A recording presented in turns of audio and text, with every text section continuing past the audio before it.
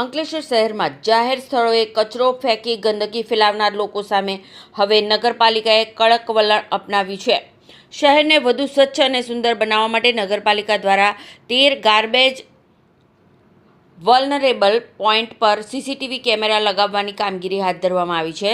ઉપરાંત જ્યાં વારંવાર લોકો દ્વારા કચરો ઠાલવવામાં આવે છે એવા કેટલાક અતિ સંવેદનશીલ સ્થળોએ મંડપ ઊભા કરી સિક્યુરિટી ગાર્ડની પણ તૈનાતી કરવામાં આવી છે।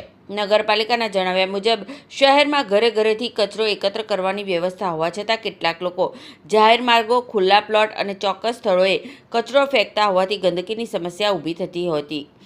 આવા લોકો પર નજર રાખવા અને ગેરરીતિ અટકાવવા માટે ટેકનોલોજીનો સહારો લેવામાં આવ્યો છે।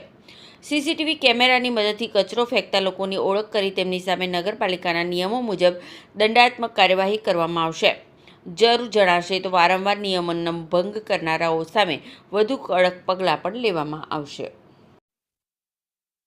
જીવીપી પોઈન્ટના અનુસંધાનમાં અગાઉની ટર્મમાં જે જીવીપી પોઈન્ટ અમે જે 13 ઊભા કર્યા હતા એ પૈકીના એક હમણાં જે અમે જુનેદ એપાર્ટમેન્ટ પાસે જે જીવીપી પોઈન્ટ જે છે ત્યાં આગળ મંડપ જે બાંધ્યો છે એ ત્યાંના રહીશોની એક થોડી અરજી આવી હતી ને અરજીના આધારે અમે એ મંડપ બનાવીને સિક્યુરિટી બેસાડી છે જેથી કરીને કચરો ત્યાં આગળ કોઈ ગમે તેમ નાખે નહીં ને સાફ સફાઈ પર ધ્યાન રખાય।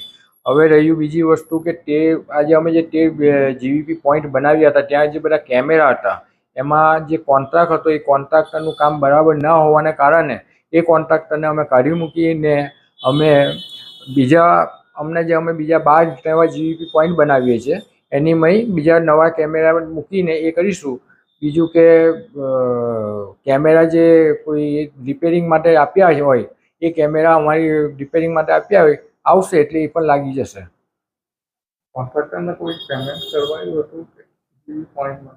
ના, આ કોન્ટ્રાક્ટરને અમે કોઈ પેમેન્ટ આપ્યું નથી ને એ કોન્ટ્રાક્ટરને અમે રદ કર્યો છે ને હવે બીજો નવો કોન્ટ્રાક્ટ કરીને અમે આગળની કાર્યવાહી આગળ હાથ ધરીશું।